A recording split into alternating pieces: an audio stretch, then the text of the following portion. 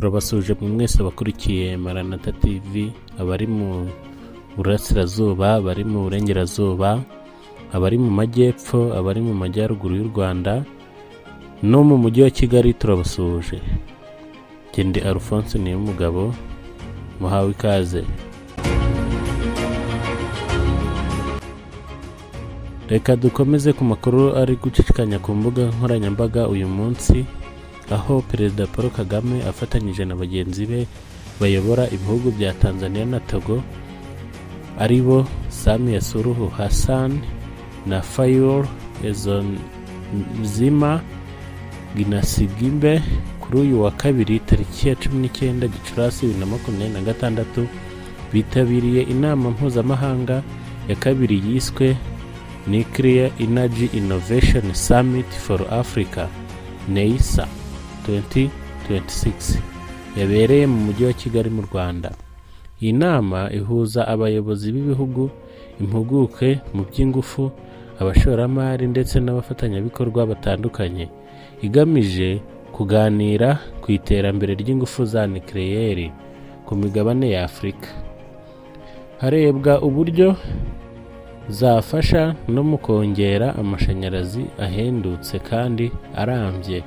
Abitabiriye iyi nama kandi baganiriye ku mahirwe ari mu ikoreshwa ry'izi ngufu za nucleaire, ubwo buryo bwo kubaka ubushobozi mu bihugu bya Afurika ndetse n'ingamba zo gukoresha ikoranabuhanga rigezweho mu buryo bwizewe kandi burengera ibidukikije.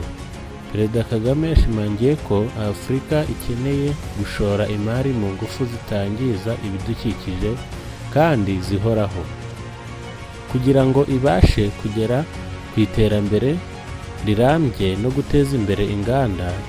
Isi igomba kuguma gukoresha izi ngufu za nucleaire kugira ngo bitume habaho iterambere ry'inganda kandi rirambye.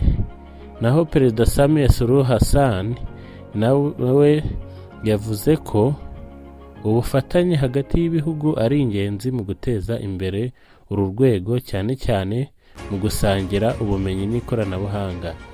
Iyi nama ya NEISA 2026 ibaye ku nshuro ya kabiri, ikaba igaragaza intambwe Afurika iri gutera mu gushaka ibisubizo by'igihe kirekire mu kibazo cy'ingufu no kongera ubufatanye mpuzamahanga mu rwego rwo guteza imbere ikoreshwa ry'ingufu za nucleaire mu buryo butandukanye kandi bufitiye ibihugu byabo akamaro.